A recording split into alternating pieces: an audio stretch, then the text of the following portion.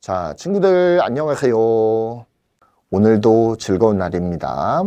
이제 12월이 계속해서 지나가고 있죠. 우리 친구들 건강하게 잘 지내고 있나요?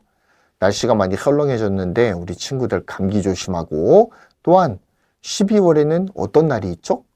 크리스마스가 있어요.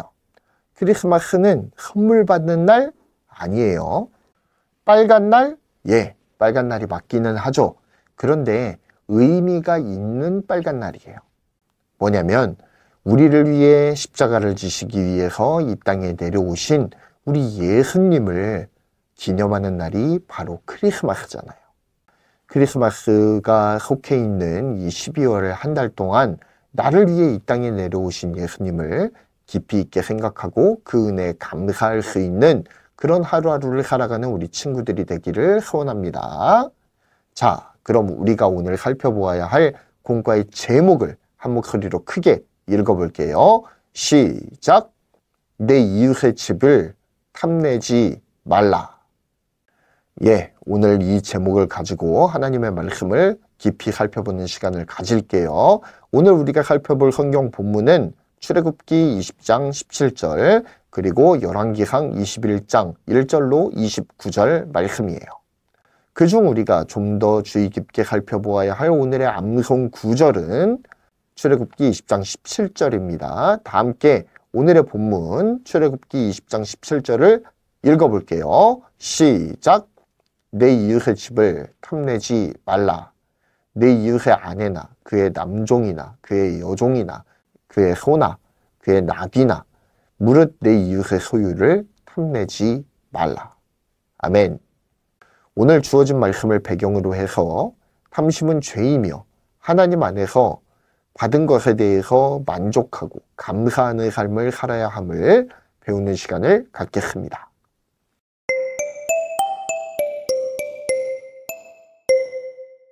내 이웃의 집을 탐내지 말라. 이스라엘 사람 나봇에게는 포도밭이 있었어요. 그 포도밭은 사마리아 왕 아합의 왕국과 가까웠어요. 어느 날 아합 왕이 나봇을 불러 그 포도밭을 정원으로 만들고 싶다며 자기에게 달라고 했어요. 더 좋은 포도밭을 주거나 필요하면 돈으로 줄 수 있다고 했지요. 하지만 나봇은 그 포도밭이 조상에게 물려받은 것이라 줄 수 없다며 아합 왕의 부탁을 거절했어요. 이 말을 들은 아합 왕은 그 밭을 너무 가지고 싶어서 식사도 하지 않고 근심했어요. 이 모습을 본 왕비 이세벨은 나봇의 포도밭을 아합 왕에게 주겠다고 약속했어요. 그리고는 나봇의 마을에 사는 장로들과 귀족들에게 거짓 편지를 보내 나봇을 죽게 했어요.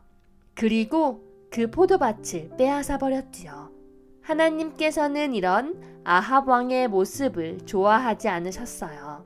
그래서 디셉 사람 엘리야를 보내 왕의 잘못된 행동을 지적하고 그 죄로 인해 재앙을 내리실 것을 경고했어요. 하나님의 말씀을 들은 아합 왕은 두려워하며 회개했어요. 하나님께서는 겸손하게 회개하는 아합 왕의 모습을 보시고 아합 왕의 때가 아닌 그 아들의 때에 재앙을 내리기로 하셨어요.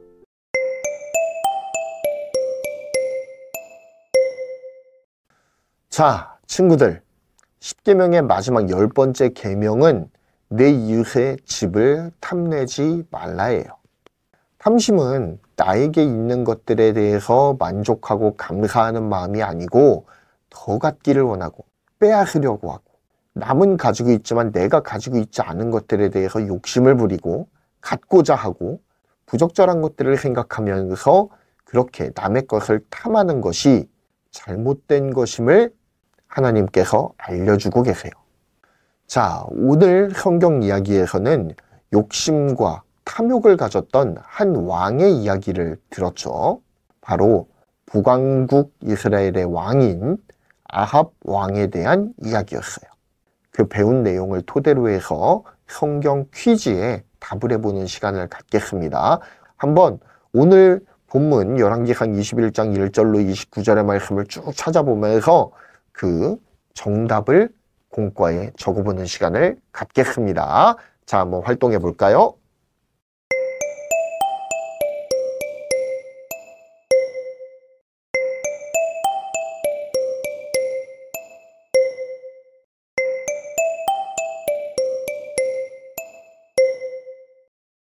자, 친구들 어떻게 정답 다 적었는지 모르겠네요.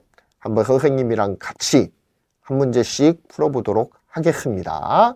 자, 일단 질문 1. 아합 왕이 정원으로 쓰기 위해 갖고자 했던 것은 무엇일까요? 열왕기상 21장 2절에 나와 있죠? 무엇을 갖고 싶었죠? 맞아요. 나봇의 포도밭이에요.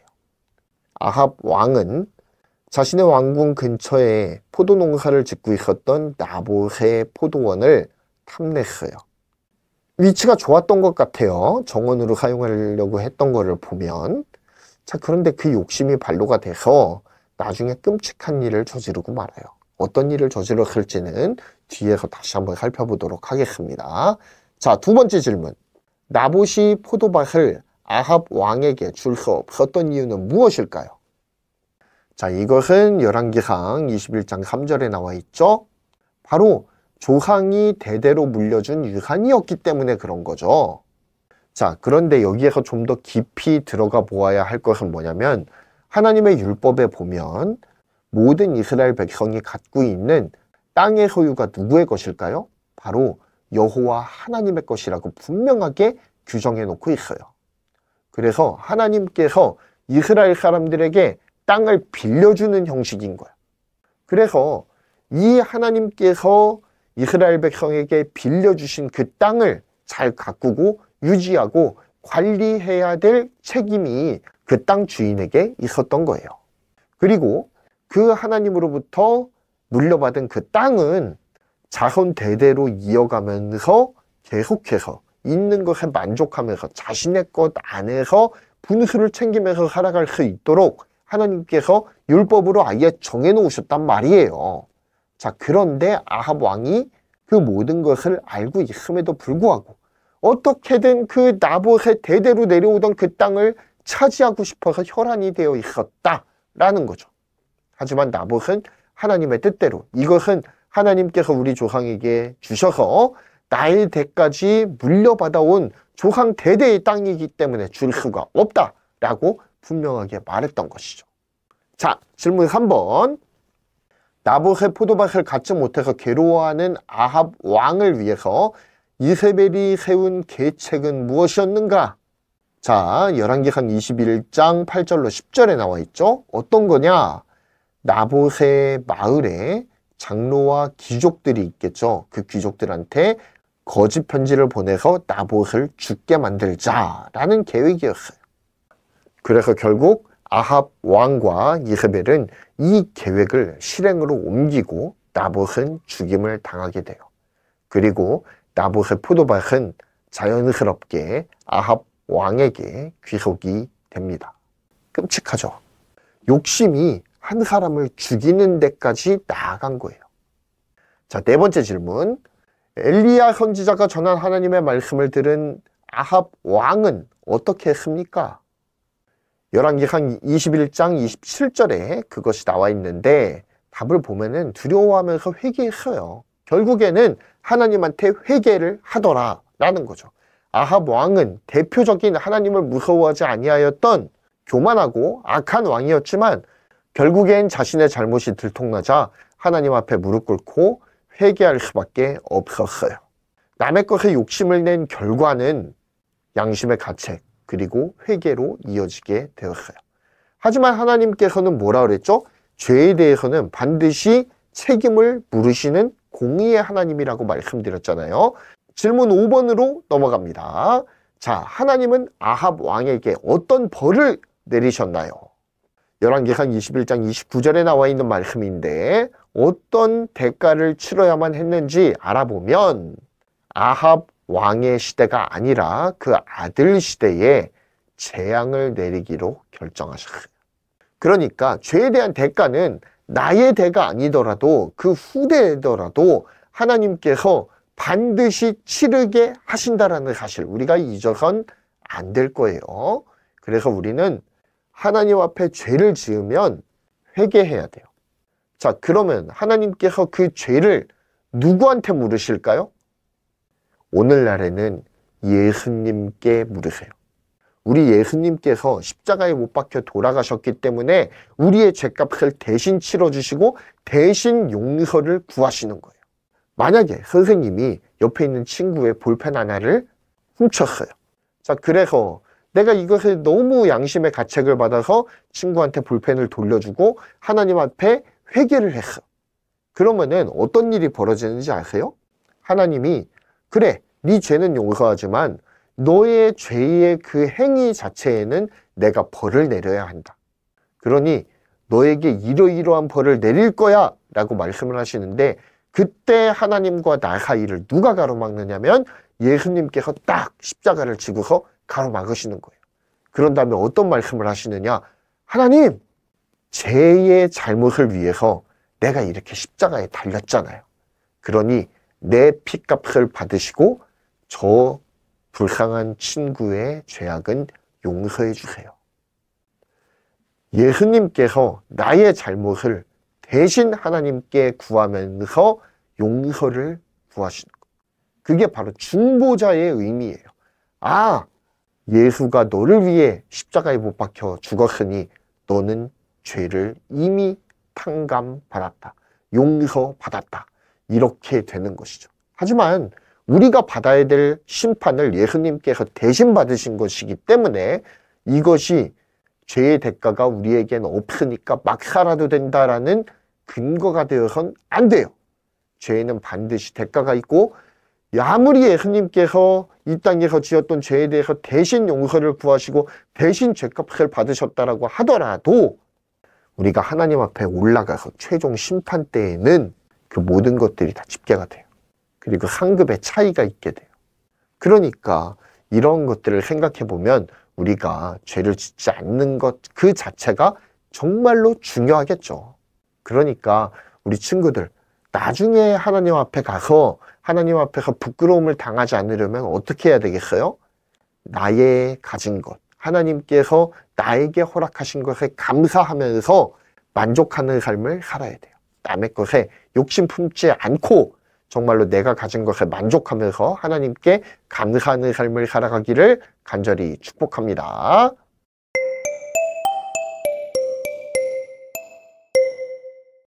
자, 친구들, 이제 한 가지 활동을 하면서 말씀을 마무리를 할 거예요. 자, 친구들, 하나님께서는 하나님의 백성에게 10가지의 계명을 허락해 주셨어요. 자, 학생용 공과에 하나님께서 10계명을 주신 이유가 암호문으로 적혀져 있거든요. 이 시간에 암호를 풀어서 그 문장을 밑에 정답란에다가 적어보는 시간을 갖겠습니다. 자, 암호는 어떻게 풀면 되느냐면 이게 가로 5, 세로 5개 이 퍼즐 안에 이 글자가 있잖아요. 이것을 순서대로 조합해 나가는 거예요. 알았죠? 그래서 하나의 문장이 되도록 완성하는 거예요. 그런데 이거 굉장히 쉬울 거예요. 왜냐면은 한 가지 정형화된 패턴으로 이렇게 차례대로 이렇게 되어 있거든요. 그래서 이거를 힌트 한 줄로 이으면 한 줄 안에 다 들어갈 수 있도록 순서대로 배치되어 있어요. 무슨 말인지 알았죠? 힌트를 준 대로 한번 풀어서 한 문장으로 만들어 봅시다. 활동해 볼게요.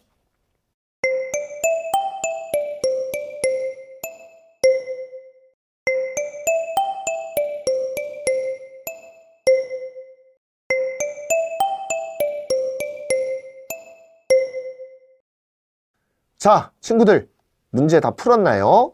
자, 그러면은 내가 푼 문제의 정답을 말해볼 수 있다.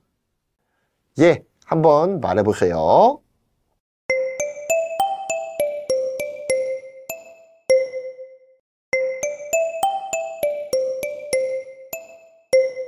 예, 맞아요. 자, 우리 한 목소리로 풀어낸 암호문을 크게 읽어봅시다. 시작! 하나님과 언약을 맺은 백성은 새로운 삶의 기준이 필요합니다. 맞아요. 하나님께 구원을 받고 하나님의 백성으로 세움을 받은 언약 백성인 우리들한테는 새로운 삶의 기준, 새로운 삶의 가치가 필요해요. 그 가치가 무엇이냐? 바로 하나님께서 우리에게 허락해 주신 10가지의 계명, 10계명이라는 거예요. 친구들, 우리가 이것을 잊지 않고 하나님께서 우리에게 주신 10가지의 계명을 잘 기억하고 지켜나가는 우리가 되기를 소원합니다. 그래서 하나님을 향한 우리의 사랑을 10계명을 지킴으로써 마음껏 표현하는 우리 친구들이 되기를 소원해요. 자, 다 함께 기도하시겠습니다. 하나님, 감사합니다. 오늘도 하나님의 은혜 가운데에서 이렇게 내 이웃의 집을 탐내지 말라는 10계명의 마지막 계명을 배울 수 있도록 도와주셔서 감사합니다. 하나님, 하나님께서 우리에게 은혜를 베풀어 주시고 우리에게 구원의 은혜를 주시고 우리에게 또한 소유하고 있는 많은 것들을 허락해 주신 것이 바로 하나님의 은혜임을 고백합니다. 하나님, 우리가 이렇게 하나님의 은혜를 받아서 우리가 이미 가지고 있는 것들에 대해서 만족하면서 감사하는 인생을 살아갈 수 있도록 도와주옵소서. 더 이상 내가 가지고 있지 않은 것을 내 옆에 있는 다른 친구가 가지고 있다는 것에 대해서 배아파하거나 훔치고 싶어하거나 혹은 욕심 품는 마음, 탐심 품는 마음, 그러한 것들을 이제는 더 이상 갖지 않도록 주님께서 은혜를 베풀어 주옵소서. 욕심을 버리길 원합니다. 하나님께서 나에게 이미 허락해 주신 것들에 대해서 만족하는 인생이 살아갈 수 있도록 도와주시옵소서. 예수님의 이름으로 기도합니다. 아멘.